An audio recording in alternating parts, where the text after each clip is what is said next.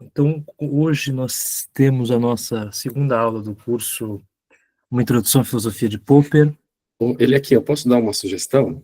Sim, Eu acho que trazer um pouco da sua formação em letras é algo interessante, viu? certo, vou falar então acerca disso. O, esse curso é coordenado, não mencionei na primeira aula, mas é bom mencionar, pelo Oswaldo Frota Pessoa Júnior, que é professor titular do Departamento de Filosofia da USP, a área de Teoria do Conhecimento e Filosofia da Ciência. Então, ministram o curso o Jojomar, que deu a primeira aula, e eu. A minha formação é em filosofia e em letras com habilitação em linguística e português. Tenho um mestrado em filosofia e atualmente eu empreendo um doutorado em filosofia das ciências voltada para linguística. Então é isso. Nossa aula de hoje é sobre os temas que gravitam em torno do livro Conjecturas e Refutações. Eu vou transmitir a tela.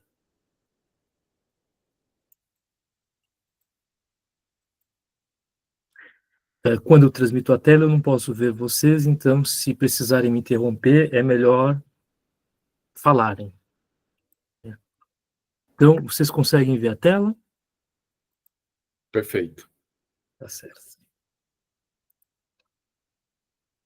Então, nem todos os textos que estão aqui são textos que estão no Conjecturas e Refutações, embora a maior parte esteja. Mas existem, o Popper costuma tratar de temas congêneres em vários textos. Então, o primeiro tema que eu gostaria de tratar é o tema geral de uma teoria do conhecimento baseada em conjecturas e refutações. Então, nós vamos discutir esse texto de 1953. Depois, o vínculo entre essa teoria do conhecimento e aquilo que o Popper chama de racionalismo crítico. Os textos que nos ajudam a entender esse vínculo são Retorno aos Pré-Socráticos, de 1956, e Conhecimento sem Autoridade, de 1960. Depois, o papel da tradição nessa teoria do conhecimento. O texto em que Popper desenvolve esse tema é o Rumo a uma Teoria Racional da Tradição.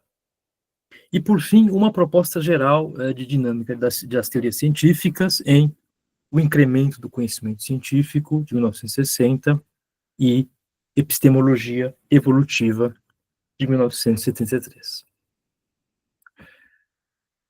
Algumas questões que Jojomar tratou na primeira aula reaparecem. Né?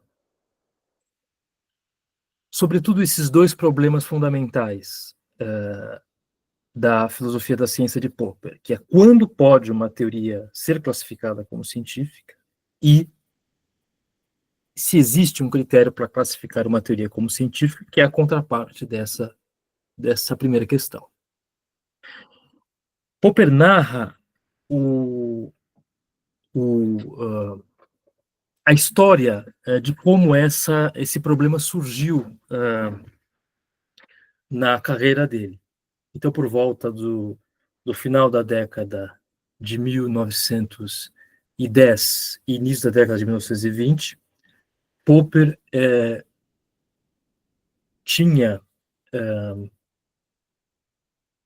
Popper estava às voltas, por um lado, com a teoria da relatividade de Einstein, de 1905, lia acerca da teoria da história de Marx, também era próximo daqueles psicanalistas austríacos ligados à psicanálise de Freud e foi relativamente próximo de Alfred Adler, que tinha uma psicologia individual. Bom, então é preciso entender que são essas, digamos, as teorias que ele tinha como repertório e elas, de alguma maneira, o impeliram a pensar justamente nesse problema. Ele escreve: desejava traçar uma distinção entre a ciência e a pseudociência, pois sabia muito bem que a ciência frequentemente comete erros, ao passo que a pseudociência pode encontrar acidentalmente a verdade. E era justamente, então, o que estava em questão nessa distinção eram as diferenças expressivas entre a teoria de Newton, especialmente a teoria da relatividade, e o marxismo, a psicanálise e a psicologia individual. Mas a preocupação de Popper não era com a veracidade, a exatidão ou a capacidade dessas teorias realizarem medições precisas. O problema dessas teorias, o marxismo, a psicanálise e a psicologia individual, era que explicavam demais. Elas pareciam, na verdade, explicar praticamente tudo. Então, o Popper narra um momento em que ele se encontra com Adler e tem notícia de um caso de um menino cujos problemas psicológicos pareciam escapar às teses de Adler acerca do complexo de inferioridade. Mas Adler diz a ele logo em seguida: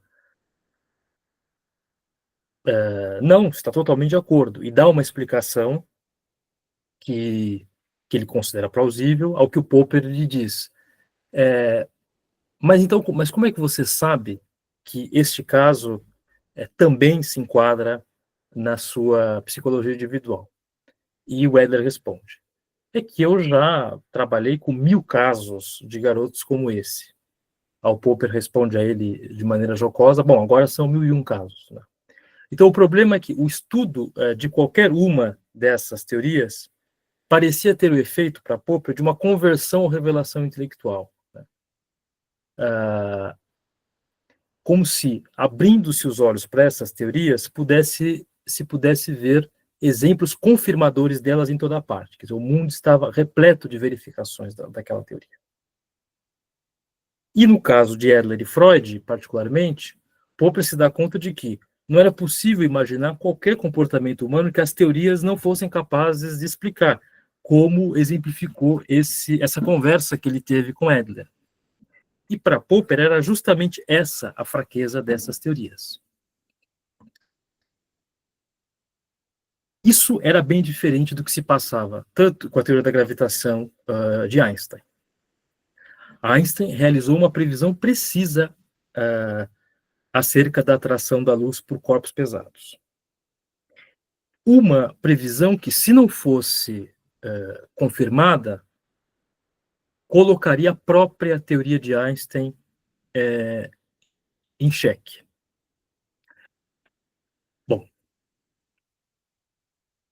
era a luz vinda de determinadas estrelas ou determinadas galáxias, ao aproximar-se de uma estrela, que é um corpo massivo, teria que realizar uma determinada curva, que era explicada justamente pela influência que um corpo pesado tem sobre o campo gravitacional.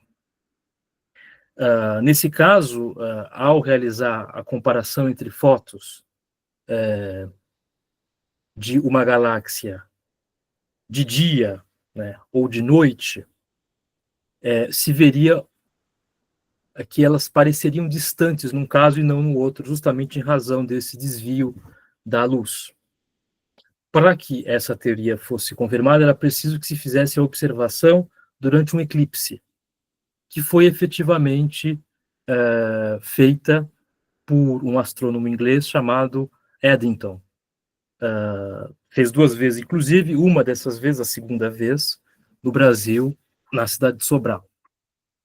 O que o Popper, então, nota é que havia um grande risco envolvido na predição desse tipo. Né? Se a observação mostrar que o efeito previsto definitivamente não ocorreu, a teoria é simplesmente refutada. porque ela é incompatível com certos resultados passíveis de observação. E Einstein esperava esses resultados. Então, portanto, Einstein fez uma hipótese ousada, arrojada, em que possuía uma quantidade razoável de conteúdo informativo, né, e um escopo preciso de previsão. E ela não apenas explicava o evento, que é mais importante, mas o que é mais importante, ela previa o seu acontecimento e proibia que o evento fosse diferente do previsto. E esse é um ponto muito importante para a distinção entre a ciência e a pseudociência, ou a metafísica, ou a religião, que, bem entendido, são coisas diferentes, né? Pseudociência, metafísica e religião não podem ser colocadas no mesmo domínio, e o Popper deixa isso claro em alguns textos. E Popper, então, nesse período, tira as seguintes conclusões. É fácil obter confirmações ou verificações para quase toda a teoria, desde que as procuremos.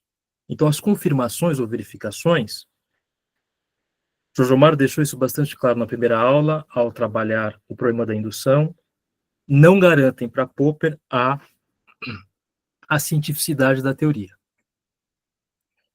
As confirmações só devem ser consideradas se resultarem de predições arriscadas, isto é, se, não esclarecidos pela teoria em questão, esperarmos um acontecimento incompatível com a teoria e que resulta justamente na refutação dessa teoria.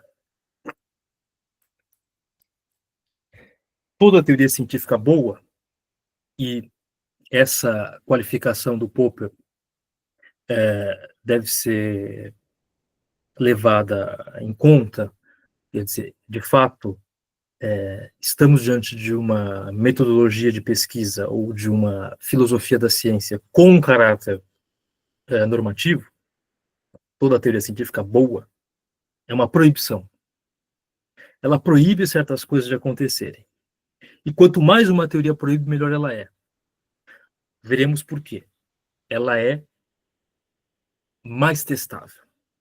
E esse é um dos critérios que Popper utiliza para indicar justamente o próprio progresso do conhecimento científico. A teoria que não for refutada por qualquer acontecimento concebível não é científica. Então, a irrefutabilidade não é uma virtude, como frequentemente se pensa, mas um vício. Todo teste genuíno de uma teoria é uma tentativa de refutá-la. A possibilidade de testar uma teoria implica igual possibilidade de demonstrar que é falsa. Há, porém, diferentes graus na capacidade de se testar uma teoria, né? Algumas são mais testáveis, mais expostas à refutação do que outras, e correm, por assim dizer, maiores riscos. Essas são as melhores. A evidência confirmadora não deve ser considerada senão resultado de um teste genuíno da teoria. E é um teste pela negativa. O teste pode se apresentar como uma tentativa séria, porém malograda, de refutar a teoria. Algumas teorias genuinamente testáveis, quando se revelam falsas, continuam a ser sustentadas por admiradores que introduzem, por exemplo, como ficou claro na primeira aula, alguma suposição auxiliar ad hoc, ou reinterpretam a teoria ad hoc, quer dizer, após as previsões que contradizem a teoria, após as observações que contradizem a teoria é reinterpretada ou se lança a mão de uma hipótese que auxilia a teoria, fazendo com que a teoria escape à refutação. Esse procedimento é sempre possível, mas não devemos segui-lo, né, se nós tivermos apreço por um padrão científico como este, que considera justamente o caráter refutável de uma teoria científica como o seu padrão de cientificidade. Fazer uso desses procedimentos é o que o Popper chama de uma distorção convencionalista, ou, para deixar mais claro, o problema desse tipo de procedimento, um estratagema convencionalista.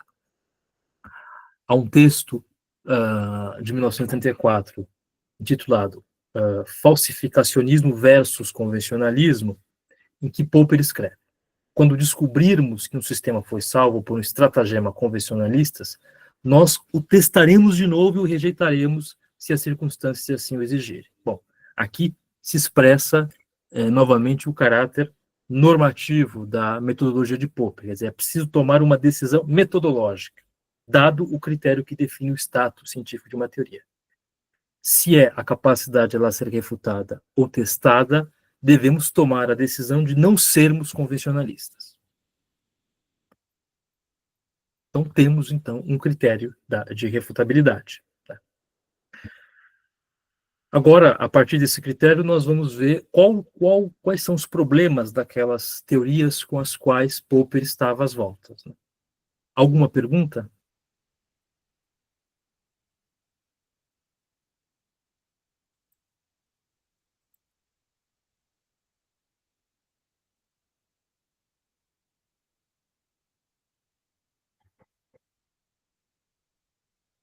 Tudo bem? Tá claro, né? Ok.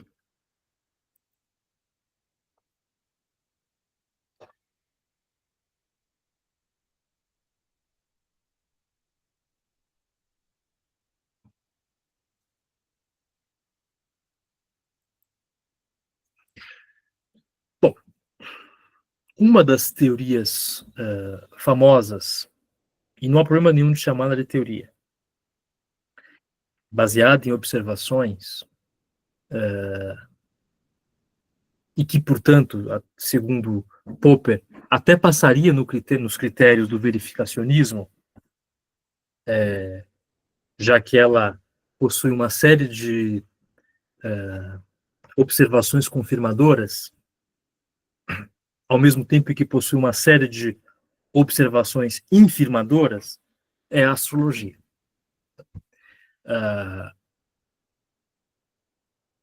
A astrologia, dada a quantidade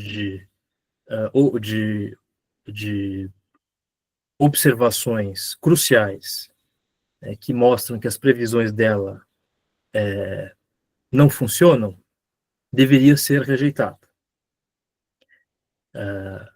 O problema é justamente que ela faz uso de estratagemas convencionalistas. Então, os astrólogos estavam muito impressionados e iludidos com aquilo que acreditavam ser a evidência confirmadora. Tanto assim que pouco se preocupavam com qualquer evidência desfavorável. Além disso, tornando suas profecias e interpretações suficientemente vagas, eram capazes de explicar qualquer coisa que possivelmente refutasse sua teoria se ela e as profecias fossem mais precisas. Para escapar à falsificação, destruíram a testabilidade de sua teoria. É um truque típico do adivinhador fazer predições tão vagas que dificilmente falham. Elas se tornam irrefutáveis. É possível dizer nesse sentido que a hipótese astrológica é falsa. Mas, durante certo tempo, ela era, e ela até pode ser classificada ainda como científica, dentro desse critério. Ela é irrefutável. O problema é que se tornou dogmatismo ou pseudociência pelo uso dos estratagemas da reinterpretação da generalidade das hipóteses ad hoc. Ignorou os momentos, que são inúmeros, em que ela foi refutada.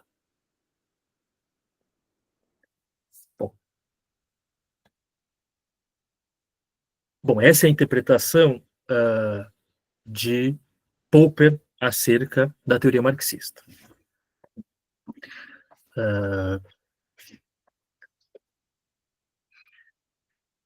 Vamos dizer assim, da teoria marxista, que vai além dos próprios textos de Marx, né? A ideia é que essa teoria se assemelha à astrologia pela mesma razão.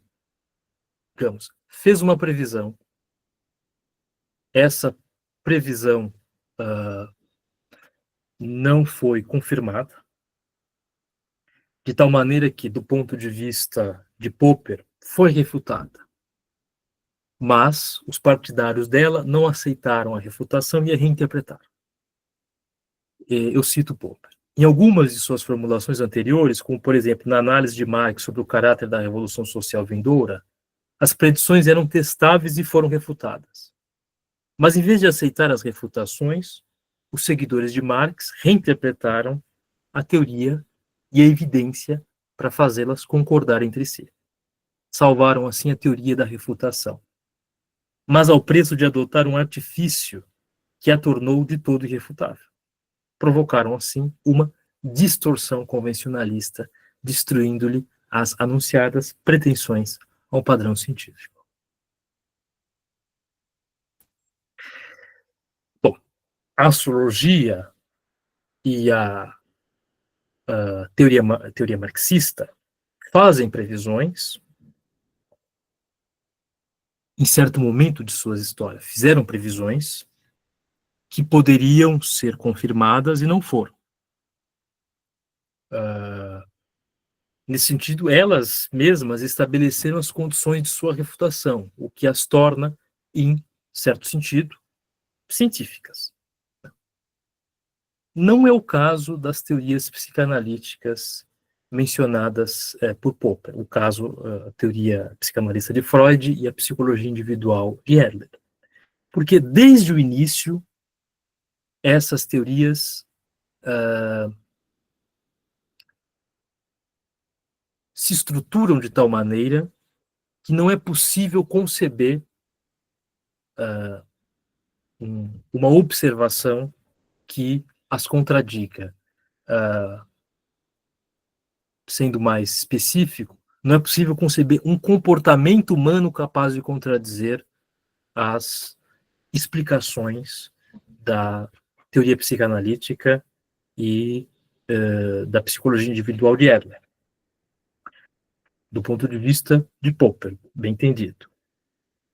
No entanto, o Popper não tem uma visão de abandono total dessas teorias.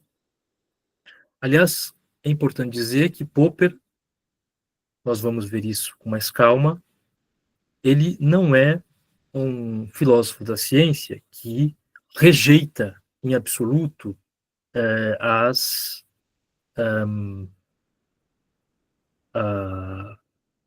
tanto a metafísica quanto qualquer tipo de produto do pensamento que não tenha, pelo menos por hora,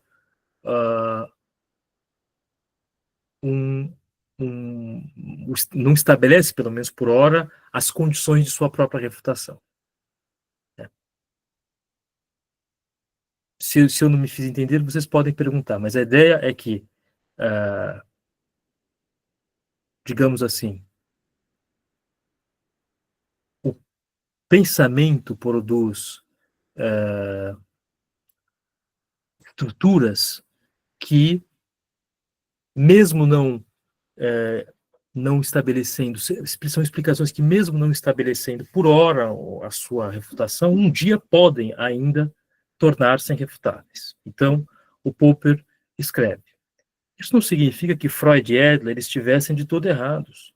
Pessoalmente, não duvido da importância de muito do que afirmam e acredito que algum dia essas afirmações terão um papel importante numa ciência psicológica testável.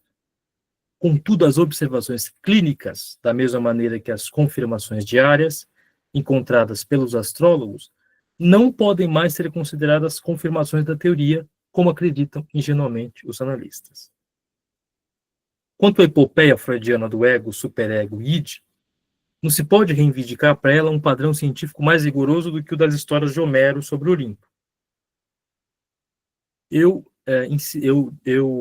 destaco, Popper não está fazendo aqui uma crítica, porque Popper considera que o mito, e veremos por quê, tem um papel fundamental na tradição racionalista na qual nós nos encontramos.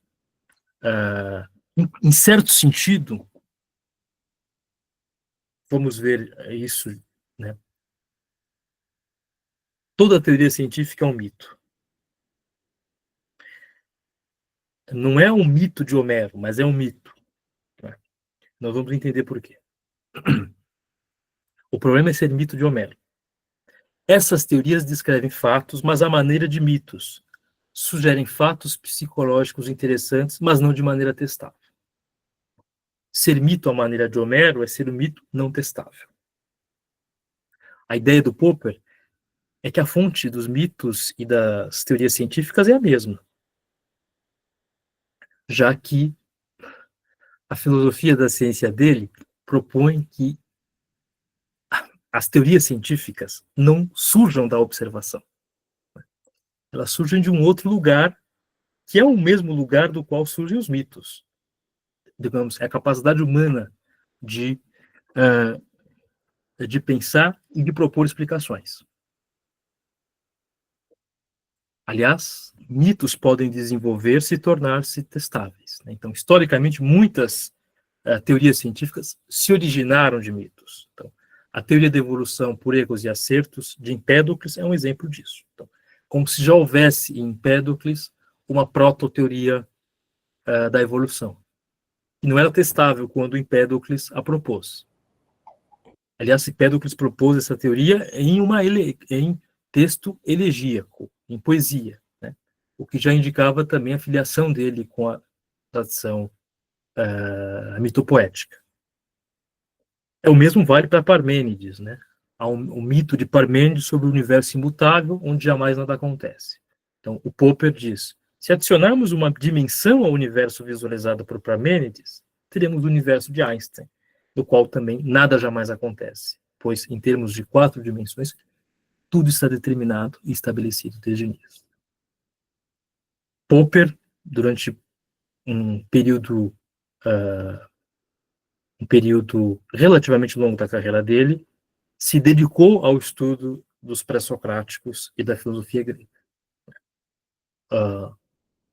Nós veremos, é ali que se encontra o surgimento da tradição do debate crítico, sem a qual não é possível uma teoria do conhecimento baseada em conjecturas e refutações.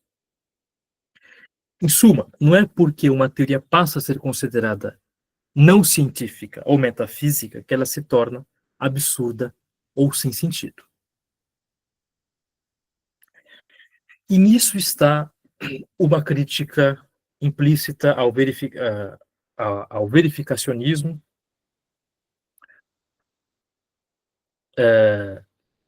como desdobramento, como raiz do verificacionismo, ao critério de significação que se encontra no pensamento de Wittgenstein. Bom, Wittgenstein, que muito influenciou o Círculo de Viena, nos seus tratados lógicos filosóficos, ele propõe algo como o que nós podemos chamar de um reducionismo lógico. Todos os enunciados são funções de verdade de enunciados atômicos. E a significação desses enunciados atômicos depende de fatos. Né?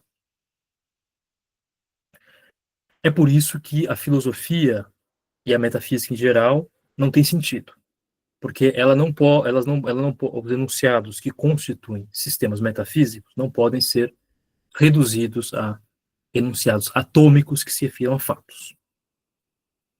O Círculo de Viena recebe esse pensamento de Wittgenstein e entende os fatos justamente como as condições de observação. Então, Schlick escreve lá num texto importante chamado O Fundamento do Conhecimento, o significado de uma proposição é o método de sua verificação. Como o conhecimento científico é formado por enunciados sintéticos, né? Enunciados que de alguma maneira dependem da experiência, o método de verificação desses enunciados depende da observação. Então não é difícil perceber que nesse caso todo o fundamento passa a estar na observação. O problema maior é vincular este critério de verificabilidade, esse critério de verificabilidade do empirismo lógico, do círculo de Viena, com ter sentido ou não ter sentido. Então, as estruturas de enunciados que não podem ser reduzidas a enunciados de observação, elas, desse ponto de vista, não têm sentido. Então, Carnap tem um texto em que ele deixa isso muito claro, que é um texto cujo título é A Superação da Metafísica através da Análise Lógica da Linguagem. Para Popper é um problema, porque a metafísica tem sentido. Ela pode não ser científica, como não é, mas os enunciados têm sentido de alguma maneira. Então, há um problema justamente nesse critério de demarcação. Popper escreve: o problema que eu procurava resolver, propondo um critério de refutabilidade, não se relacionava com o sentido ou significado, a veracidade ou aceitabilidade. Tratava-se de traçar uma linha, da melhor maneira possível, entre as afirmações ou sistemas de afirmações das ciências empíricas e todas as outras afirmações de caráter religioso, metafísico ou simplesmente pseudocientífico. Anos mais tarde, possivelmente em 1928 ou 29, chamei este meu primeiro problema de problema da demarcação. O critério da refutabilidade é a solução para o problema da demarcação, pois afirma que, para serem classificadas como científicas, as assertivas ou sistemas de assertivas devem ser capazes de entrar em conflito com observações possíveis ou concebíveis.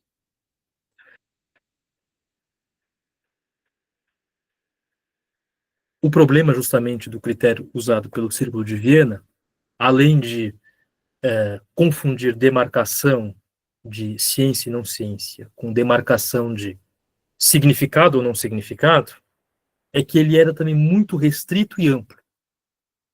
E, escreve Popper, exclui da ciência praticamente tudo que a caracteriza, ao mesmo tempo que deixa de excluir da astrologia. Bom, exclui da ciência praticamente tudo que a caracteriza porque a ciência é formada por enunciados nomológicos, ela é formada por leis,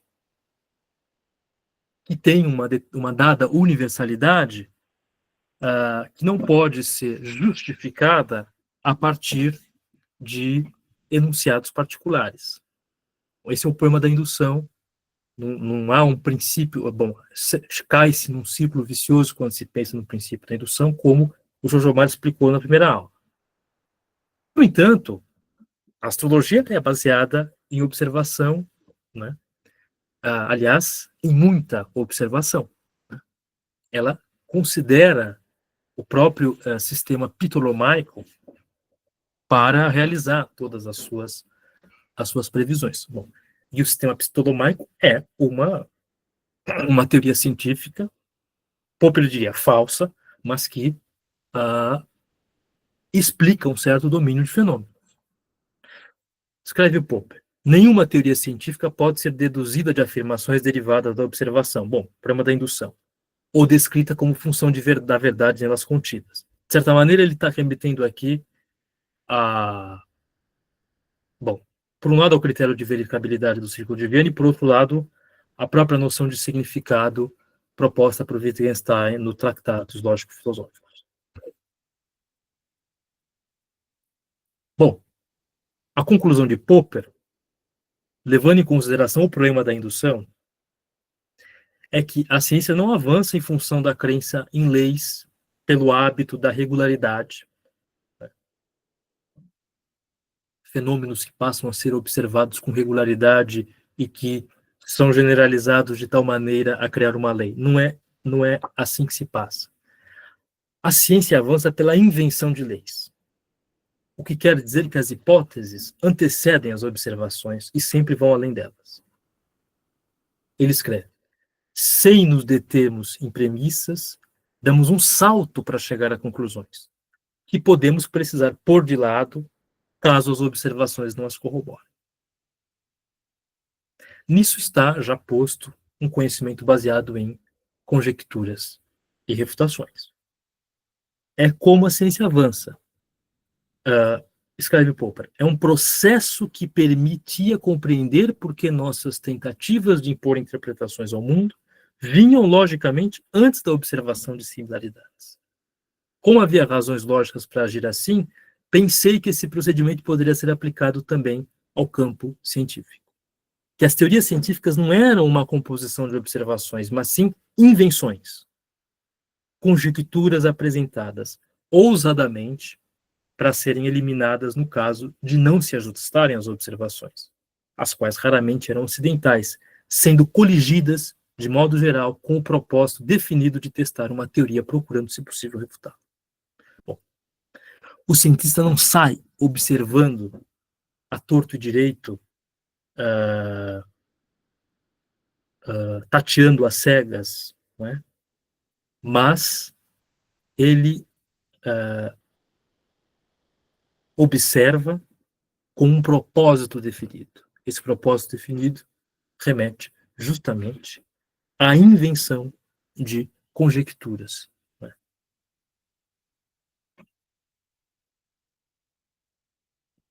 Ao que Popper conclui. Não existem observações sem qualquer teoria. Aliás, pode até haver, Popper chega a dizer, vamos dizer, descobertas acidentais, que dependem exclusivamente da observação, certo? Mas elas são o que há de mais raro na dinâmica de teorias científicas. Né? Até porque a dinâmica de teoria científica, como nós veremos, depende da própria tradição científica. No fim das contas, a coisa se desenvolve mais ou menos como está nessa fórmula. Diante de um problema, propõe-se uma teoria que possa explicá-lo. Essa teoria é submetida ao teste.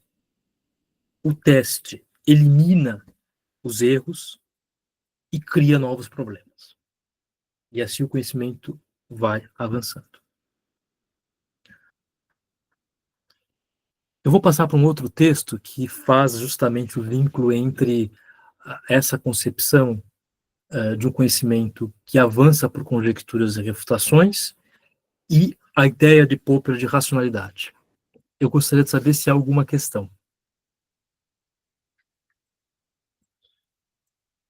Ele aqui. Oi, Jojomar. E aí, nesse contexto, é muito interessante recordar também que, para ele, ciência é resolução de problemas, né? Exatamente.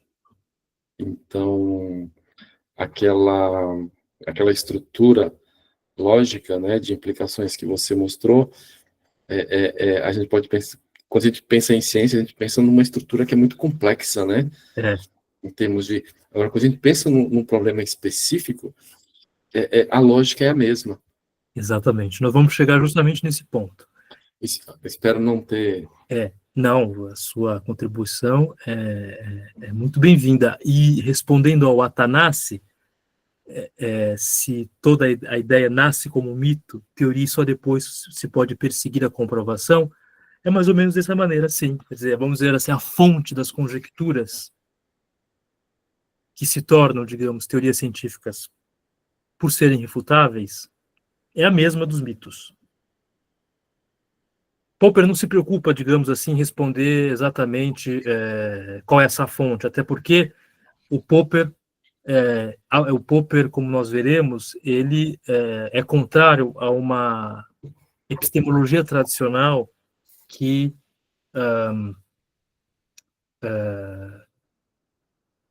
afiança o conhecimento, justifica o conhecimento pela origem dele. Quer dizer, como é o caso do empirismo, ele considera que isso leva por um lado, leva a regressões ao infinito. Por outro lado, não é como o senso comum, em geral, lida com as informações. Nós não ficamos buscando a fonte das informações. Na verdade, nós debatemos as informações de tal maneira a verificar se passam justamente no teste do debate crítico. Por outro lado, ele considera que essa visão de buscar a fonte de um conhecimento para referendá-lo é uma visão que é autoritária, porque privilegia uma única fonte. Ele é contrário a essa ideia de que nós devamos avaliar a ciência a partir de uma interpretação genética de como é que as ideias surgem, como é que... Né? Alguém levantou a mão? Sim, mas agora sumiu. Ao Pedro. Fui eu. Eliakim, eu achei interessante as suas proposições nesses últimos 10 minutos, e eu não tenho a mínima experiência quanto você e nem o Jojo, né, como você chama, e os demais colegas em sala de aula. Mas as suas últimas proposições, baseadas no pensamento de Popper, com relação ao conhecimento científico produzido hoje na academia, seja na graduação, pós-graduação, mestrado, doutorado, considerando todas as áreas. Qual é o proveito, então, com relação a tanto absurdo que nós estamos vendo? É claro que toda regra tem sua exceção, não estou dizendo que tudo é um absurdo. Então, nós podemos dizer, aqui, do alto que você está, da importância da filosofia, é por isso que eu estou acompanhando esse curso de vocês, pessoal, porque sem filosofia, sem essa discussão, é impossível qualquer conhecimento, sem qualquer teste. Então, qual é a realidade da nossa produção científica hoje, considerando esses patamares que eu falei, que eu levantei? Eu não sei se eu entendi, mas a realidade em que sentido? Você pergunta, a realidade em que sentido da Qual é o proveito das atuais monografias na produção de um determinado conhecimento e até mesmo na validade deles? Entendi. Por exemplo, pessoal, eu não estou aqui questionando literalmente o sujeito, eu estou questionando a produção de um conhecimento, entre aspas, científico, sem ser avaliado, por exemplo, quais são os impactos positivos e negativos. Entendi. Bom, eu diria, o mais fundamental na produção de qualquer conhecimento, pode ser um conhecimento pequeno, limitado, uma pequena dissertação de mestrado, ou um conhecimento que envolva uma quantidade muito grande de pessoas, como se faz hoje, né, nas ciências, na biologia molecular, ou na física de partículas, etc., é que haja, né, um debate crítico dentro de uma determinada comunidade, que é como o Popper vai defender. Se não houver um debate crítico, quer dizer, se o conhecimento não chega aos pares, é um problema para o próprio progresso desse conhecimento. Ele precisa chegar aos pares, precisa ser submetido a um crivo.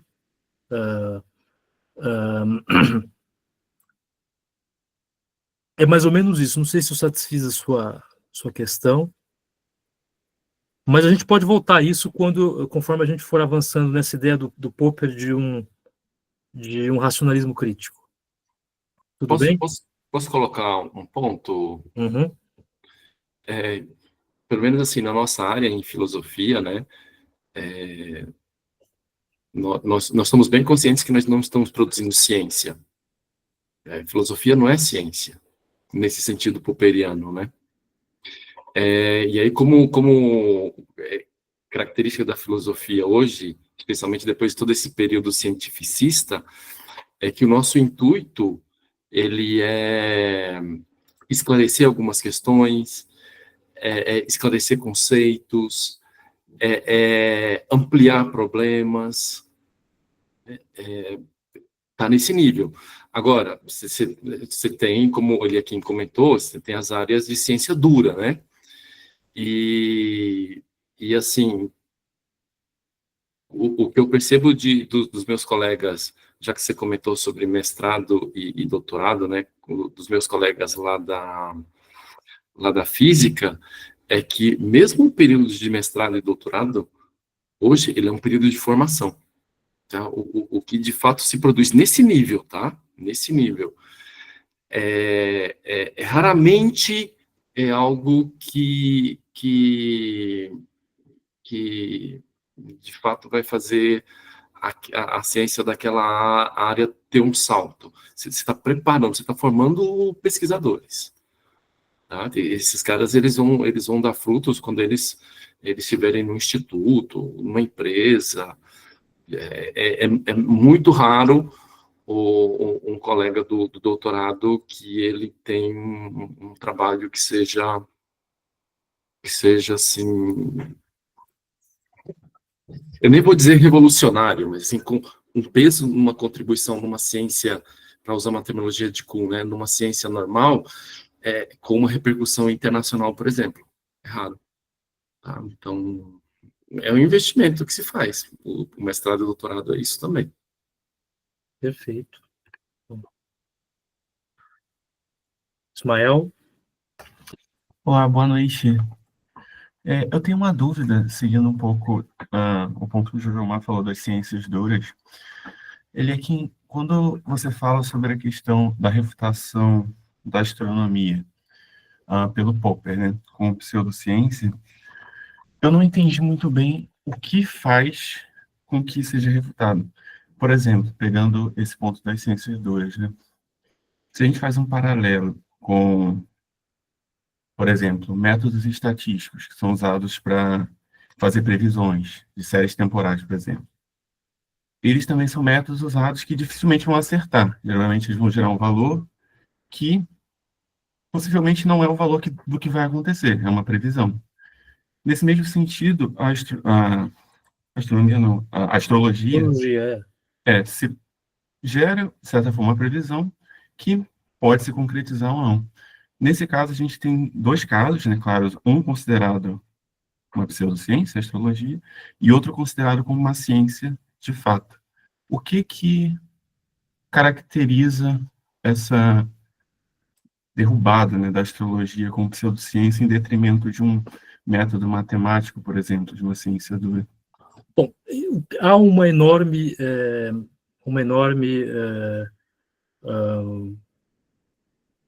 vamos dizer assim, falta de precisão nas previsões astrológicas. Em primeiro lugar, a gente poderia questionar que céu que nós estamos considerando, né? Então, existem astrólogos que consideram um determinado grupo de planetas, existem astrólogos que consideram um determinado grupo de asteroides, existem astrólogos que consideram os planetas geracionais, né, esses planetas de longo ciclo, que estão além de Saturno, astrólogos que não consideram. Existem astrólogos que consideram um lado da Lua, outros astrólogos que não consideram. O fato de haver uma série de considerações dos próprios astrólogos é uma maneira, frequentemente, assim Popper vê, de justificar o fato de suas previsões não serem exatamente como eles estavam propondo. Então, já há um problema no próprio domínio que se considera, afinal, o céu influencia a vida humana. Mas o que do céu influencia a vida humana? E de que maneira? Isso vai gerando na própria astrologia uma quantidade enorme de interpretações que, do ponto de vista popperiano, só gera estratagemas convencionalistas. É preciso, como ele diz, que haja proibições. Se não há proibições,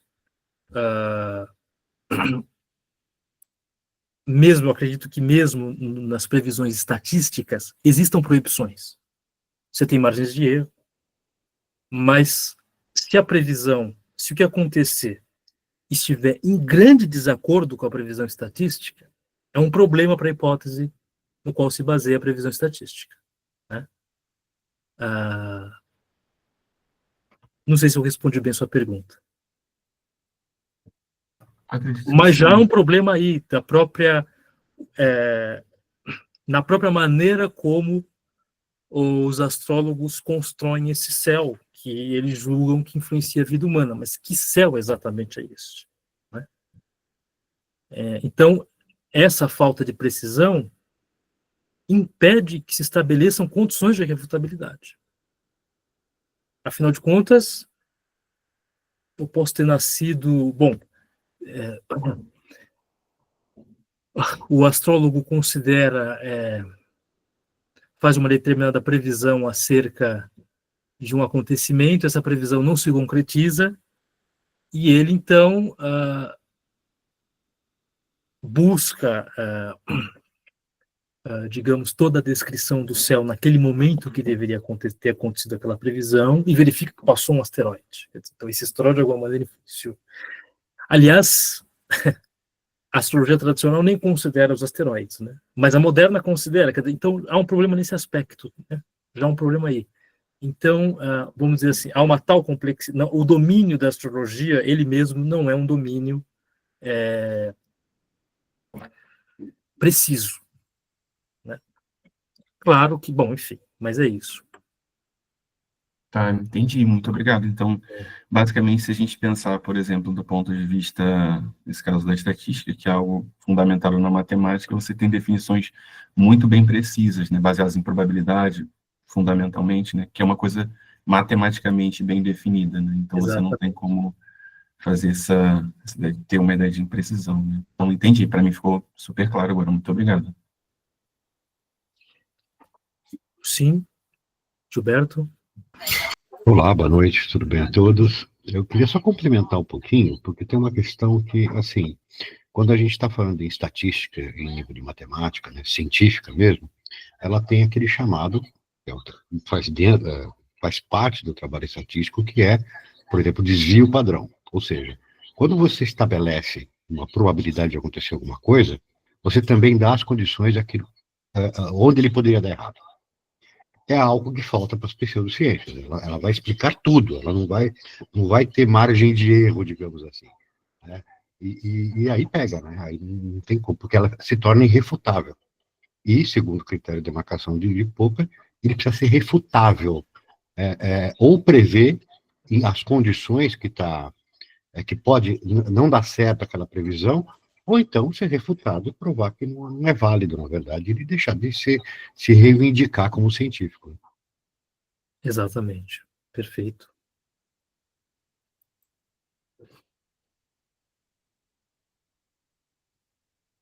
Esse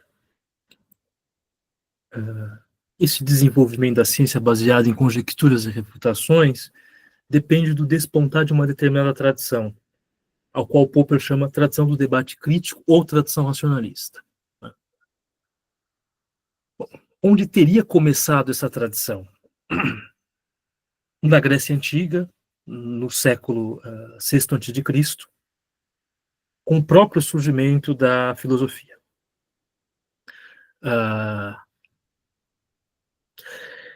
Bom, temos que tomar em consideração o caso de Tales de Mileto. Na tradição ocidental, considerado o primeiro filósofo de que se tem notícia, que teria,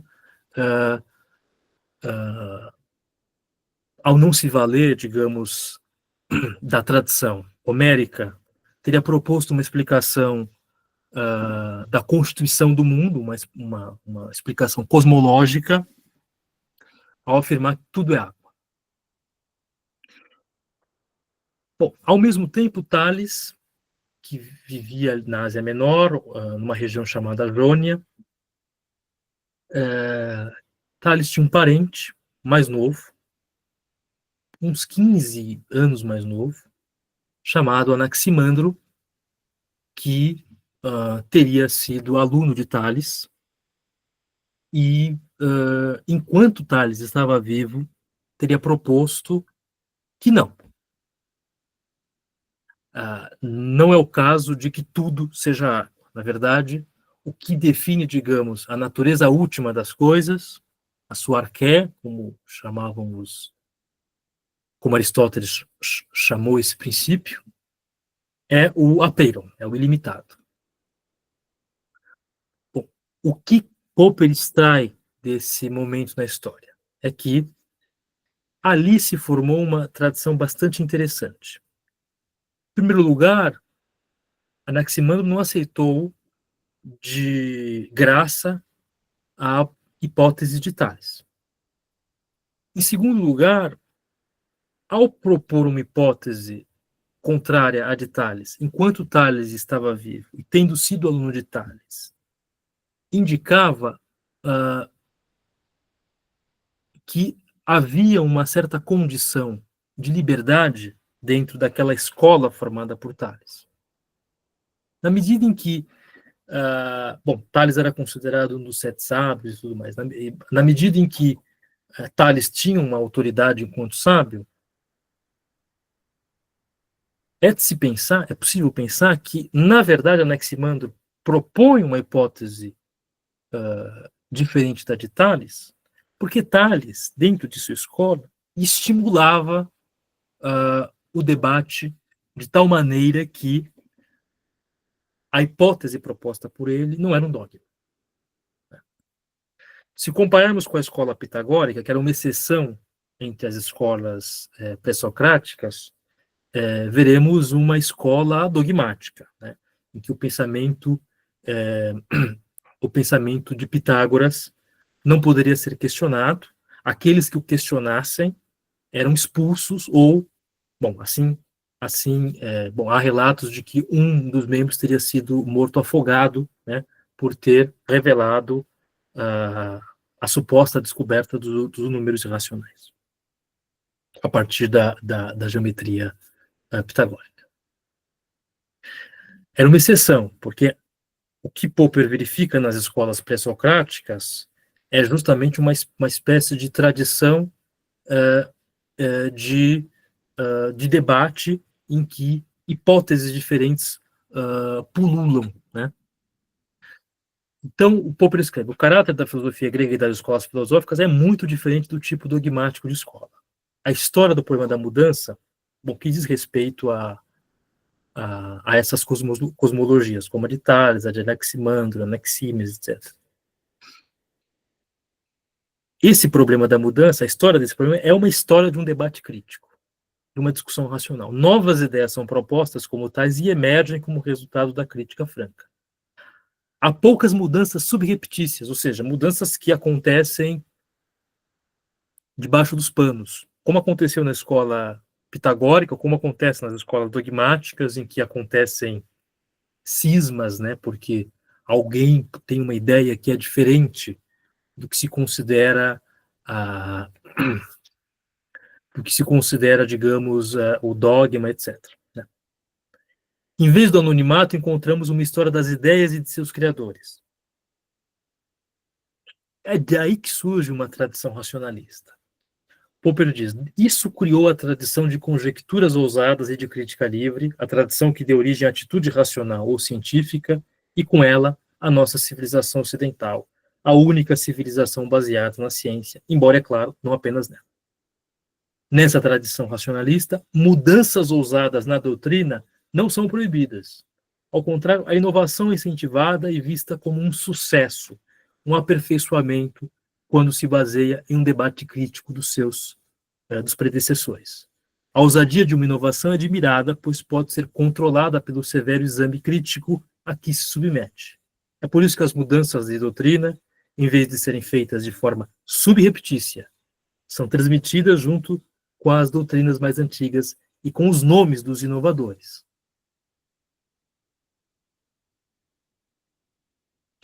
Ora, é essa tradição, segundo Popper, que permite a expansão do conhecimento. O conhecimento é conjectural, é hipotético, e para que ele avance, ele depende justamente de um debate crítico. Bom, e aí ele insiste na ideia de que não há um caminho que parta da observação e da experimentação. No desenvolvimento da ciência, observações e experimentos só desempenham o papel de argumentos críticos e o desempenham ao lado de outros argumentos que não surgem da observação. Desempenham um papel no momento em que nós debatemos acerca de uma conjectura, no momento em que nós testamos a conjectura. As observações e os experimentos, nesse momento, desempenham um papel.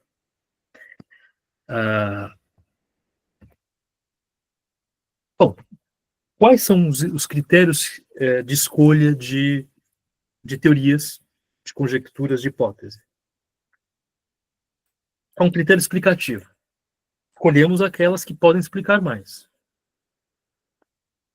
Mas, digamos assim, que esse critério tem um critério que o limita. É o critério de testabilidade. Escolhemos aquelas que podem ser mais bem testadas. E combinamos.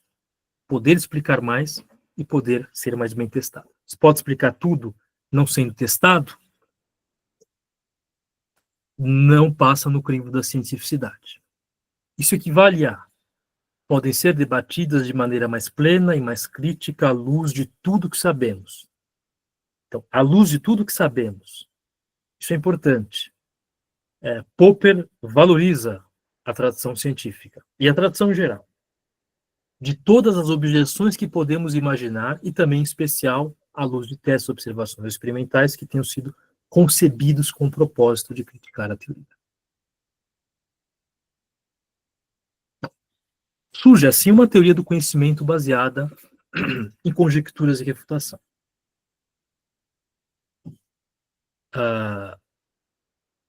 E esse é o elemento da racionalidade científica, né? É o exame crítico de teorias, o fato de que as teorias podem ser passíveis de serem analisadas criticamente, e que em si mesmos são só conjecturas. E aí Popper escreve um texto que é bastante elucidativo. Se me perguntassem, como você sabe? Minha resposta seria, não sei, só conjecturo. Se vocês estiverem interessados em meu problema, ficarei muito contente se criticarem minha conjectura. Se me oferecerem contrapropostas, tentarei criticá-las. Bom, esta é a verdadeira teoria do conhecimento, que também deseja submeter à crítica, a verdadeira descrição de uma prática surgida na Jônia e incorporada à ciência moderna, a teoria de que o conhecimento avança por meio de conjecturas e refutações. Embora muitos cientistas ainda acreditem no mito baconiano da indução. Agora, de onde vêm as conjecturas? O texto Conhecimento Sem Autoridade nos ajuda a entender isso, como eu já havia comentado. É um texto contra os sistemas tradicionais de epistemologia, sobretudo os empiristas, mas os racionalistas também poderiam ser incluídos aí, que é um sistema que privilegia uma única fonte do conhecimento. Para Popper, há todo tipo de fontes de nossos conhecimentos. O importante é saber que nenhuma dessas fontes tem autoridade sobre a outra. Porque, no fim das contas, a racionalidade vai depender de como as conjecturas que nós formamos são debatidas criticamente, submetidas ao teste. A fonte não importa. Bom, o projeto observacionista empirista leva a uma regressão infinita, que o Popper explica bem nesse texto Conhecimento e Autoridade, e é uma franca violação do senso comum, né? Ele diz, quando duvidamos de uma afirmativa, o procedimento normal é verificá-la, e não indagar sobre fontes. Quando encontramos uma confirmação independente, em geral, aceitamos a informação, sem nos incomodarmos em averiguar fontes. Então, quais são as fontes dos nossos conhecimentos? A resposta é que há todo tipo de fonte e nenhuma tem mais privilégio que a outra. Perguntas acerca das fontes são perguntas genéticas, né? Elas buscam uma resposta autoritária. A pergunta não deve ser genética, não deve ser Popper usa uma analogia com a distinção do Kant entre quid fact e quid iuris. A pergunta genética seria um quid fact. Qual é a origem? Ao passo que a epistemologia deve preocupar-se com o quid iuris, que é qual é a validade do conhecimento. E qual pergunta, então, devemos fazer para chegar à validade do conhecimento? Como podemos ter a esperança de identificar o erro? E a resposta que Popper dá é criticando as teorias ou conjecturas dos outros e, se conseguirmos fazê-lo, criticando nossas próprias teorias ou conjecturas. E não há problema nenhum de nós não pudermos criticar nossas próprias teorias ou conjecturas, porque os outros vão criticá-las por nós. Esta resposta sintetiza uma atitude que propõe chamar de racionalismo crítico. Então, esse é o racionalismo crítico. A crítica das teorias e conjecturas. Bom, então, qual que é a resposta para a pergunta como você sabe? Qual é a fonte ou a base de sua informação? Que observações levaram você a essa informação? Qual é a resposta a essas perguntas? O Popper diz, não sei. Minha afirmação foi uma simples conjectura. Não importa a fonte ou as fontes de que ela possa provir. Há muitas fontes possíveis e talvez eu não conheça nem a metade delas. De qualquer modo, as origens ou linhagens têm pouca relação com a verdade. Se você estiver interessado no problema que tentei resolver com minha afirmação provisória, poderá me ajudar criticando-a com a maior severidade. Se puder conceber algum teste experimental que lhe pareça capaz de refutar minha afirmação, terei prazer em ajudá-lo a refutá-la usando o melhor da minha capacidade. Então, é dessa maneira que Popper entende. Isso vai dar origem ao que Popper chama de conhecimento objetivo. É uma concepção objetivista do conhecimento. Se tiverem curiosidade, tem um texto de Popper, conhecimento objetivo versus conhecimento subjetivo, em que Popper propõe a sua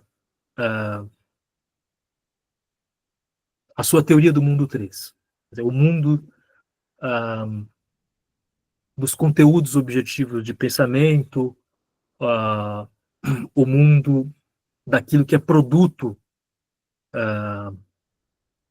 das estruturas produzidas por nós e que têm um caráter objetivo, porque em alguma medida independem de nós mesmos, né? Então, é uma teoria complicada do Popper, né? E que foge um pouco ao escopo do livro Conjecturas e Refutações. Alguma pergunta? Não, só para mencionar que é do livro do conhecimento objetivo, né? Então é um tema que eu vou trazer. Isso, exatamente. Então, quer dizer, a próxima aula vai explicar tudo isso, né? Então, isso que eu digo, nesse sentido que eu também, Jojo Amar, acho que o Paulo tinha lá sua razão, né? Ao falar sobre como, em alguma medida, o Popper é um samba de uma nota só. Quer dizer, as coisas vão sendo sempre retomadas, né? Uma pergunta? Eu é Atanás. Oi, Atanás. Não queria colocar isso mais no medo de acabar esquecendo. Não queria envolver agora questionamento sobre IA. Mas aí, pelo seguinte, em física, em mecânica de fluidos, né, fluidodinâmica, existe a equação de Navier-Stokes que ela não tem uma solução exata, né? E recentemente alguns pesquisadores, o líder era um espanhol, usando outros colegas da área, né, e usando o computador da IBM, que me fugiu o nome, aquele supercomputador. Sim. Me fugiu o nome do computador. eles saíram em algumas revistas da área que eles estão chegando a uma possível solução e que não está longe. Aí, a minha questão que eu ia colocar, mas talvez nem seja a hora, né? Talvez até no final do curso, talvez vocês abordarem isso. Como que você acha que, na visão dele, isso seria considerado? Porque, de um ponto de vista, o computador pode ser um armazenamento de sei lá, entre aspas, né? Todas as ideias que já surgiram e conseguiram ser armazenadas. O Popper adoraria essa. O Popper adoraria isso. Ele diria, bom, acho que o Jojomar vai falar disso na próxima aula, né, Jojomar? Então deixa, então eu pergunto na próxima. Porque é muito, muito importante o que você está falando, quer dizer, o que você está dizendo é uma coisa que o Popper diz exatamente num texto intitulado, nesse texto, conhecimento objetivo versus conhecimento subjetivo. Ele diz até, ele até usa o computador como um exemplo de que existem certas entidades tão objetivas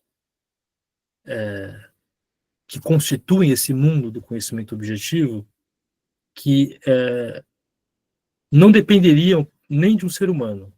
Uma máquina poderia... Bom, o exemplo que o Popper dá é uma tábua de logaritmos criada por um computador. E que a nossa civilização poderia desaparecer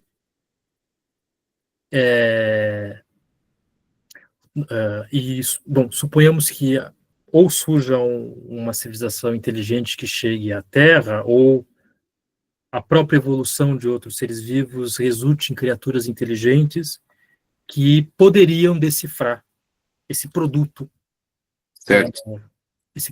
criado por um computador, né?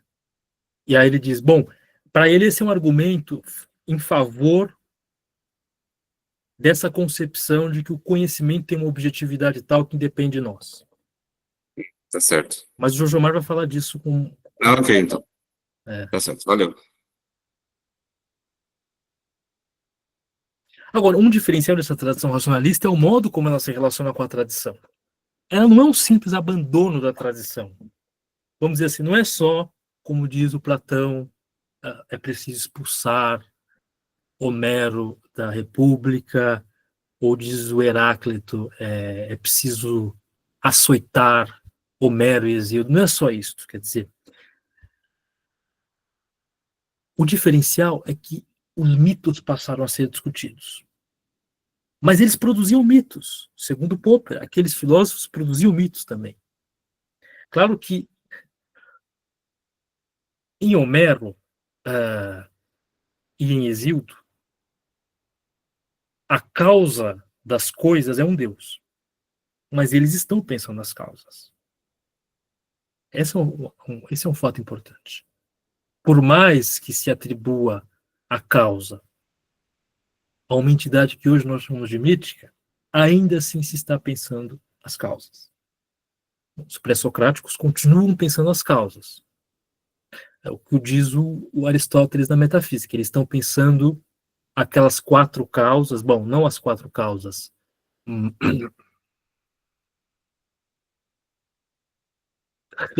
Talvez a causa primeira, né? Talvez as 4 causas sim, porque se diz que a causa formal, Anaxágoras também já estava pensando na causa formal. Então eles estavam pensando nas 4 causas, só que aí então eles discutem esses mitos que eles criam. Então Popper escreve. Eles começam a discutir esses assuntos, os mitos. Em vez de aceitar a tradição religiosa criticamente como algo inalterável, passaram a contestá-la e chegavam mesmo a inventar às vezes um novo mito para substituir o mito tradicional.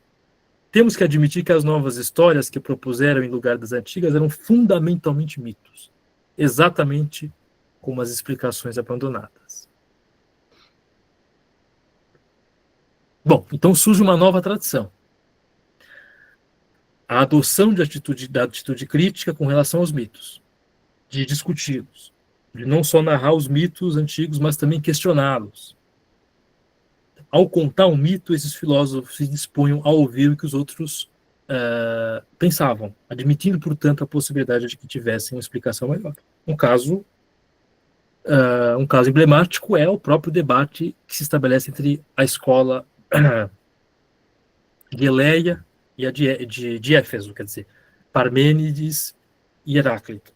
E mesmo o Xenófanes, que é um dos filósofos que Popper mais discute, ele deixa claro lá, segundo Popper, na tradução que Popper utiliza, que todo conhecimento é conjectural. Então, é como se, naquele momento, um filósofo colocasse a questão: haverá uma explicação melhor?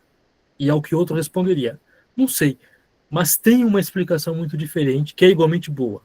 Como as duas não podem ser verdadeiras, deve haver algo de errado aí. Não podemos aceitar as duas explicações, quer dizer, ou tudo é água ou tudo é ar. Né? E não temos qualquer motivo, neste momento, para preferir uma à outra. Como queremos conhecer melhor o assunto, precisamos discuti-lo para verificar se nossas explicações realmente satisfazem, tendo em vista o que sabemos e se podem ser aplicadas a alguma outra coisa que não levamos em consideração. Há uma tradição de primeira ordem, que é essa da transmissão das histórias. Aqui deveria estar histórias, né, com E, não com H. Da transmissão das histórias, que é uma longuíssima tradição, muito anterior aos pré-socráticos, mas com os pré-socráticos surge uma tradição de segunda ordem, que é uma discussão crítica das histórias. E é aí que se encontra o fundamento da tradição científica. Mas a teoria científica é um novo mito. Porque, vamos dizer assim, ela vem do mesmo lugar dos mitos. É a nossa tentativa, enquanto seres humanos, de darmos explicações para o mundo. As teorias científicas não resultam da observação, nesse sentido de generalização de observações particulares. São, de modo geral, produtos da nossa capacidade de formular mitos e de testes. Os testes se apoiam em parte na observação, daí a importância que esta tem. Mas sua função não é produzir teorias. Tem um papel a desempenhar na crítica e na rejeição de teorias. Desafia-nos a produzir novos mitos, novas teorias que podem resistir a testes baseados na observação. Só compreenderemos a importância da tradição para a ciência se entendermos isso. E aí, com a observação e os testes, esses mitos vão se tornando mais realistas, no sentido de que vão se ajustando melhor aos fatos observados. Aí nós já encontramos uma ideia de progresso. O Popper escreve, né? Um jovem cientista que deseja fazer descobertas receberá um mau conselho se alguém lhe disser: observe o que existe à sua volta. A orientação correta seria. E daí vem a importância da tradição. Procure saber o que se discute hoje na ciência. Descubra onde estão surgindo dificuldades e se interesse pelos desacordos. Essas são as questões que você deve abordar. Em outras palavras, deve-se estudar a situação, o problema atual. Então, Popper não está preocupado com aquilo que os racionalistas se preocupavam do século XVII. Uma refundação do conhecimento. Não é disso que se trata. Não precisamos chegar a um método baseado num ponto arquimediano, né, a partir do qual vamos construir a ciência. Não é disso que se trata. É preciso seguir a tradição científica. E aí chegamos a essa questão de como é que se dá o aumento do conhecimento científico. É quando Popper se coloca a questão do progresso científico, de como nós discriminamos entre teorias rivais, nós já vimos, de certa maneira, esses critérios, e propõe uma noção de verdade objetiva e de aproximação da verdade. Bom, um avanço do conhecimento baseado em conjecturas e refutação é uma ciência que avança por tentativa e erro. Pelo fato da ciência avançar por tentativa e erro, e existir a todo momento uma eliminação de erros a partir dos testes, por essa razão é possível falar em progresso. E aí o Popper propõe essa tese. No campo da ciência temos um critério de progresso. Antes mesmo de uma teoria submetida a um teste empírico, talvez saibamos dizer se ela representará um avanço em relação a outras teorias já conhecidas, desde que passem determinados testes. Sabemos já, de certa maneira, porque nos utilizamos dos critérios já anunciados por Popper. Se uma teoria tem mais conteúdo informativo, ela explica mais. Então, ela é melhor que outras teorias. Se, além disso, ela pode ser mais bem testada, ela é perfeita em relação a teorias que a antecedem. Claro que ela vai ser submetida posteriormente a um violento conjunto de testes. Né? Popper, num texto, vai dizer: espero que ela é para as teorias morrerem no nosso lugar.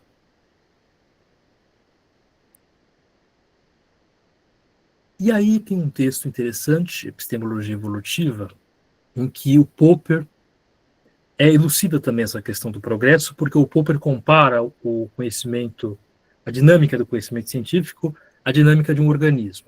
Né? Há uma instrução genética no organismo, né?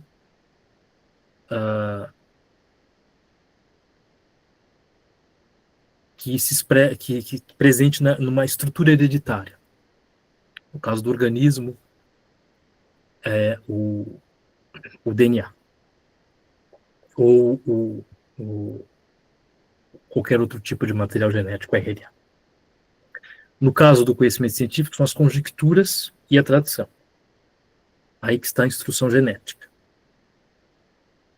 Porque é nela que os problemas são resolvidos. A própria dinâmica dessa estrutura hereditária varia. No organismo, é o que ocorre por mutação e recombinação gênica, né? No caso das conjecturas e tradições, é que surge uma miscelânea de conjecturas de todo tipo. É nesse sentido que é uma variação. Precisamos agora da seleção natural. Né? A seleção natural surge diante do problema. No caso do organismo, é a própria natureza que seleciona, a partir da variabilidade, né, os organismos que já possuem uma estrutura hereditária que soluciona o problema. No caso do conhecimento, haverá, então, nessa variação de conjecturas, alguma que solucione um problema que é uma pressão externa. Nesse momento, a partir de alguma dessas conjecturas, busca-se eliminar o erro mediante uma tentativa. Então, é isso que ele vai chamar de epistemologia evolutiva. O que é importante nesse texto é essa passagem. Já estou quase chegando ao fim. No nível científico, a adoção provisória de uma nova conjectura ou teoria pode solucionar um ou dois problemas, mas invariavelmente inaugura muitos problemas novos. Pois uma nova teoria revolucionária funciona exatamente como um novo e poderoso órgão dos sentidos. Quando o progresso é significativo, os novos problemas diferem dos antigos. Situam-se em um nível radicalmente diferente de profundidade. Isso aconteceu com a teoria da relatividade e com a mecânica quântica. Elas inauguraram uma quantidade gigantesca de problemas. E acontece hoje, Popper diz, dramaticamente com a biologia molecular. Em cada um desses casos, a nova teoria abriu novos horizontes de problemas inesperados. E é nesse sentido que a ciência progride. A melhor maneira de avaliar esse progresso é comparar os problemas antigos com os novos. Quando se obteve grande progresso, os novos problemas apresentarão um caráter antes desconhecido. Serão mais profundos e mais numerosos. Esse problema, por exemplo, esse problema que a Tanase mencionou. Quanto mais progredimos no conhecimento, com mais clareza discernimos a enormidade da nossa ignorância. É uma aproximação à verdade, vamos dizer assim. É uma aproximação, mas, no fim das contas, na verdade, é a contínua tomada de consciência da enormidade da nossa ignorância. Né? Tem uma passagem que o Popper cita de um filósofo e matemático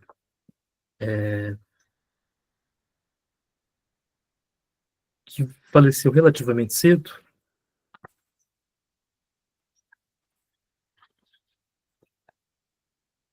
o Ramsay, e com a qual Popper concorda.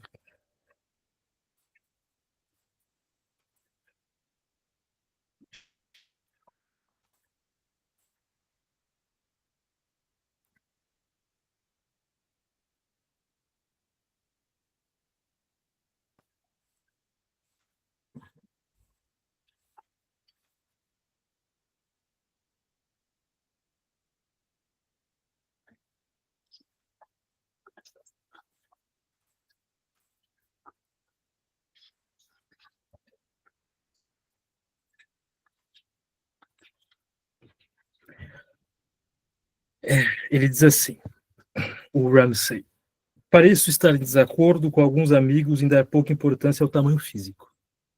Não me sinto minimamente humilhado diante da vastidão do céu. As estrelas podem ser grandes, mas não sabem pensar nem amar. Estas são qualidades que me impressionam muito mais que o tamanho. Não há nenhum mérito em eu pensar quase 110 quilos. Popper comenta. Desconfio que os amigos de Ramsay concordariam com ele quanto à insignificância do tamanho físico. Se eles se sentiam humilhados diante da vastidão do céu, creio, é porque viam nela um símbolo de sua ignorância.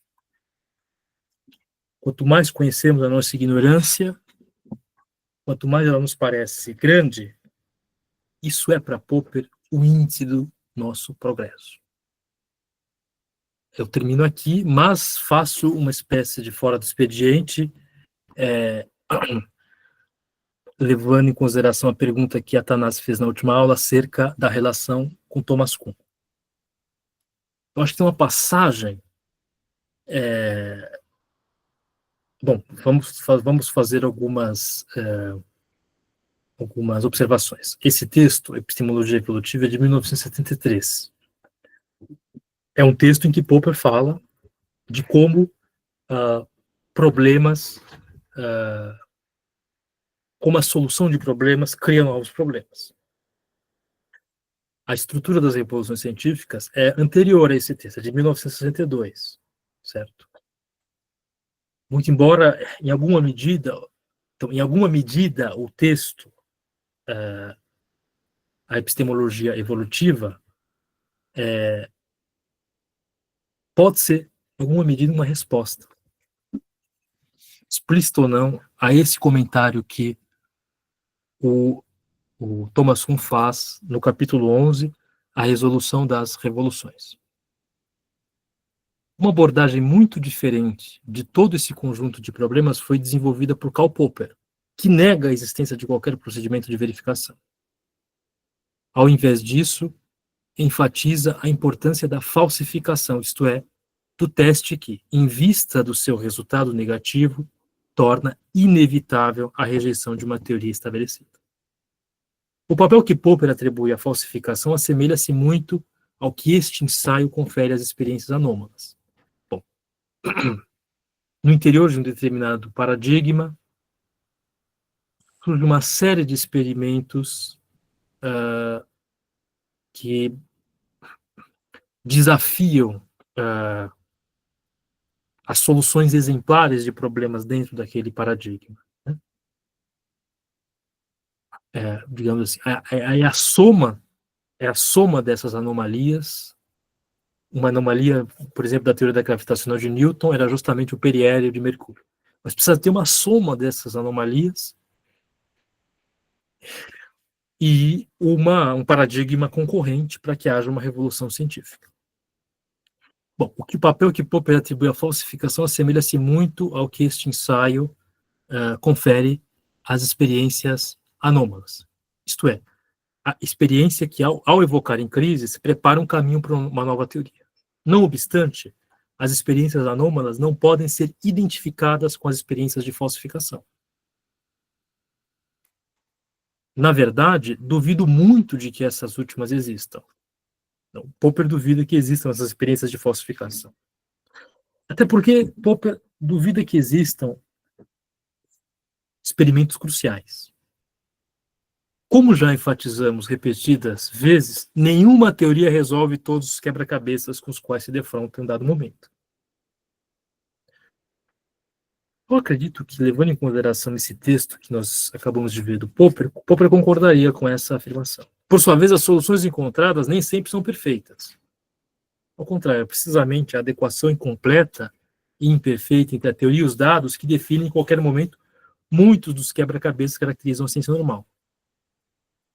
Quer dizer, o paradigma, a ciência operada no interior do paradigma é a ciência normal e ela depende de quebra-cabeças, problemas que são, digamos, estabelecidos pelo próprio paradigma. Se todo e qualquer fracasso na tentativa de adaptar teoria e dados fosse motivo para a rejeição de teorias, todas as teorias deveriam ser sempre rejeitadas. Eu não sei se o Popper discordaria dessa afirmação. Por outro lado, se somente um grave fracasso da tentativa de adequação justifica a rejeição de uma teoria, então os seguidores de Popper necessitam de algum critério de improbabilidade ou de grau de falsificação. Popper afirma que existem teorias que são mais testáveis que outras, né? Ao elaborar tal critério, é quase certo que encontrarão a mesma cadeia de dificuldades que perseguiu os advogados das diversas teorias da verificação probabilística. Bom, porque o Popper está lembrando que vários proponentes do verificacionismo tiveram que desenvolver, vários não, sobretudo Carnap, teve que desenvolver uma lógica probabilística para poder lidar justamente com esse problema da indução. O fato de que existem leis universais que constituem as teorias científicas e que essas leis, digamos,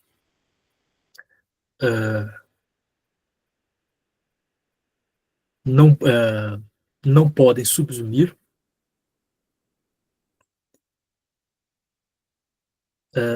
todos os casos particulares possíveis, né? Então, você precisa criar uma lógica probabilística a partir de uma quantidade de números de casos, né? Bom, sempre houve muitos problemas nessa lógica probabilística, né? Essa lógica indutiva, melhor dizendo. Aliás, Popper considera que não existe uma lógica indutiva, quer dizer, a lógica mesmo é a lógica dedutiva. Nós temos um sistema teórico, nós deduzimos, a partir desse sistema teórico, deduzimos enunciados particulares, e são esses enunciados particulares que serão confrontados com a experiência. Bom, mas aqui nesse texto nós temos o tom da crítica do Kuhn a Popper, a partir do que o Kuhn considera um exame da própria história da ciência, né? E é de se perguntar em que medida essa crítica é válida ou não, né?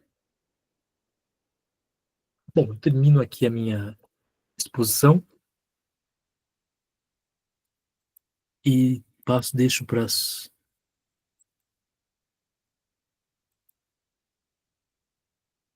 para as perguntas.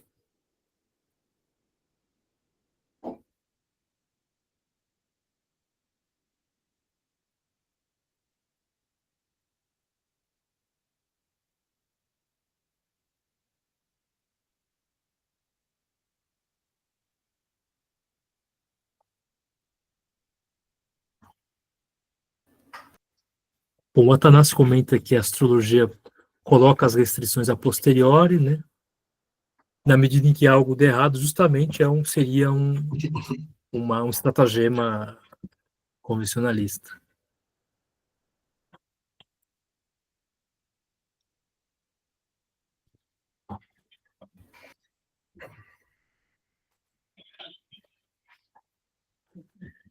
Tanassi? É só uma curiosidade. Algum discípulo lá do Popper, né, que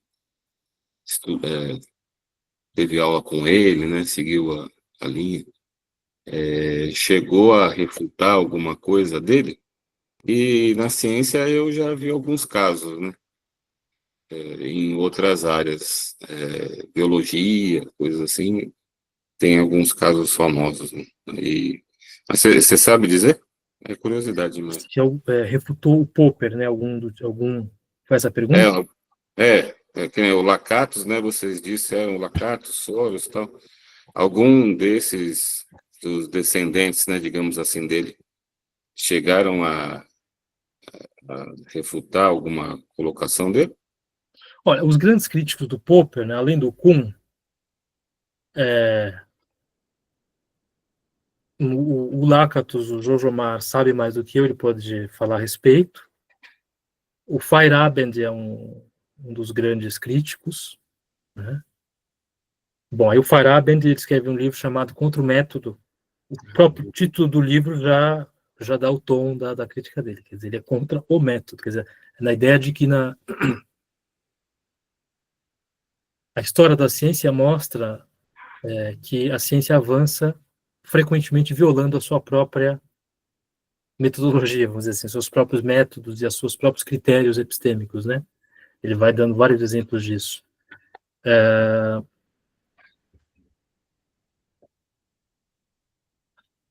E há muitos outros, né?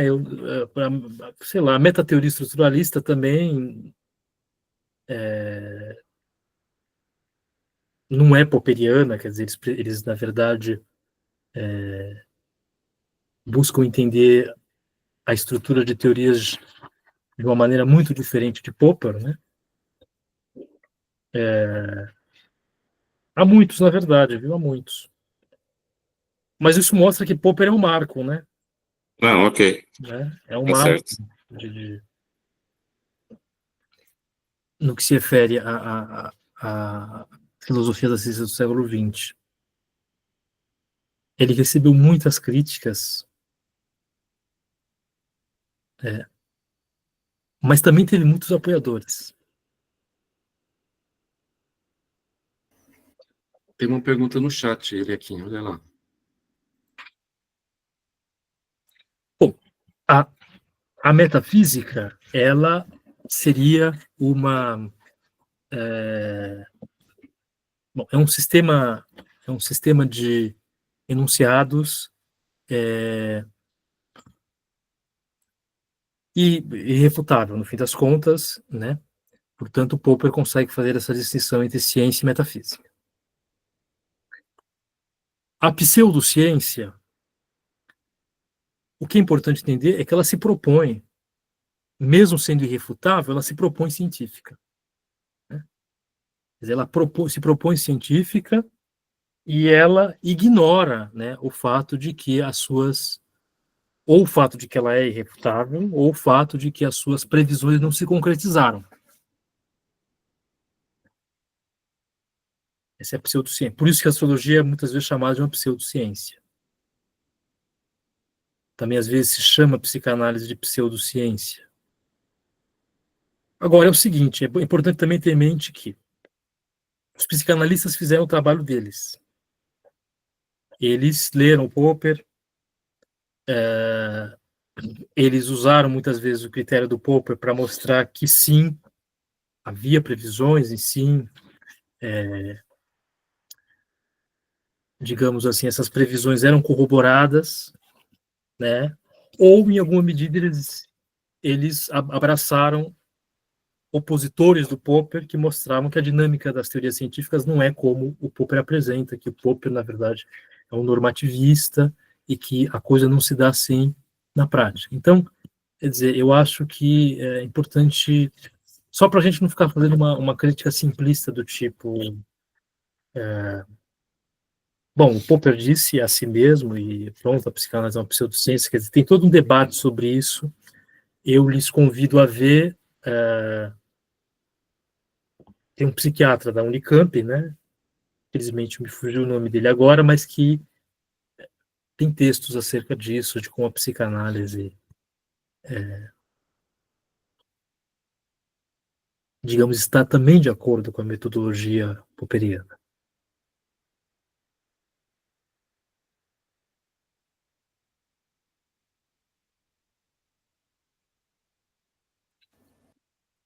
Não quero dizer com isso que eu sou um advogado da psicanálise, mas é que as coisas não são simples, entende? É importante ter isso em mente. Olha, a questão de ser um realista, né? Sim, tem textos em que Popper diz explicitamente que é um realista. O Jojo Mar acho que daria conseguiria responder melhor do que eu essa questão.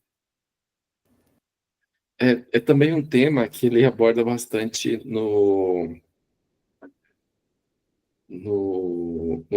na obra que eu vou comentar semana que vem. Mas, sim, Tarcísio, ele considera um realista, e um realista ingênuo. Ele não cria problemas em relação a isso, tá?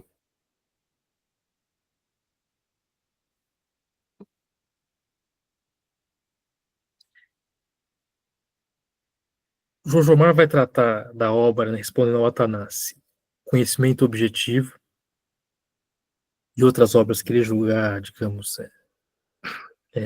afim com a temática. E na última aula, eu gostaria de tratar da dimensão política do pensamento, da epistemologia do Popper. Então, isso nos leva para alguns textos dele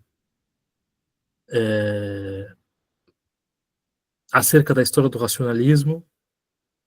Um dos textos é o racionalismo crítico, e há temas que ele trata no livro A Sociedade Aberta e Seus Inimigos. Porque, vamos dizer assim, esse racionalismo que ele propõe, esse racionalismo crítico que diz respeito a um debate de conjecturas, primeiro que ele tem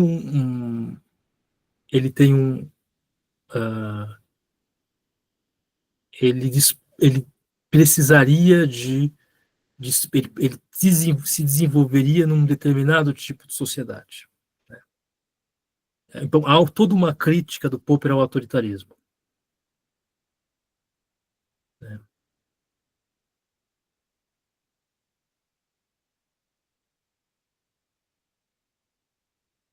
Que a gente também pode colocar em questão, não dá para, precisa também abraçar também tudo que o Popper diz, mas o que é interessante é ver a coerência do pensamento dele, a coerência interna, né? É isso que é o mais importante. Sim, eu vou colocar no YouTube, talvez amanhã.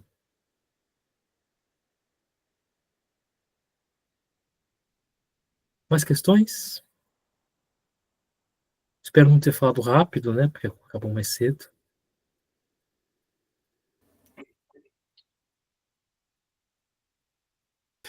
Não, eu acho que foi perfeito ali, Akin.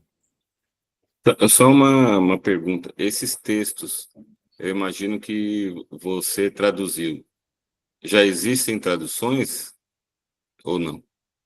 Existem muitas, né? O Popper é largamente traduzido para o português. Então, Ah, certo. o Conjecturas e Refutações tem essa edição da editora Universidade de Brasília. Certo. Vários artigos dele foram compilados pelo David Miller nessa edição Textos Escolhidos Popper.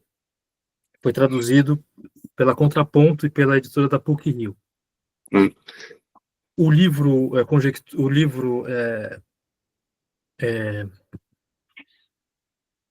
a lógica da pesquisa científica tem essa tradução da Kutrix. No final, vocês vão dar uma lista de... Então, essa lista, ela está no site onde tem o curso, né, e também está na descrição do vídeo que eu mandei, que está no YouTube. Certo. É que eu não tive a oportunidade ainda de ver. Na descrição do vídeo que eu mandei da aula, eu pus toda a bibliografia, em português. Legal. Tá A bom. Sociedade Aberta e Seus Inimigos também tem uma tradução para o português. Esse eu tenho. É antigo, né? É uma tradução antiga, e o problema é que também é difícil encontrar agora. E... Bom, há muitas traduções. O Popper foi muito traduzido. Em Portugal, eles traduziram bastante também. Uhum. Tá bom, agradeço.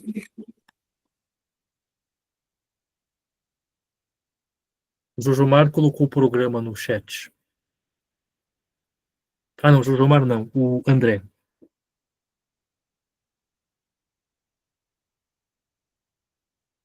Tudo bem então, pessoal? Então é isso aí, eu vou parar a gravação. Muito obrigado, Eliakim, excelente. Que agradeço.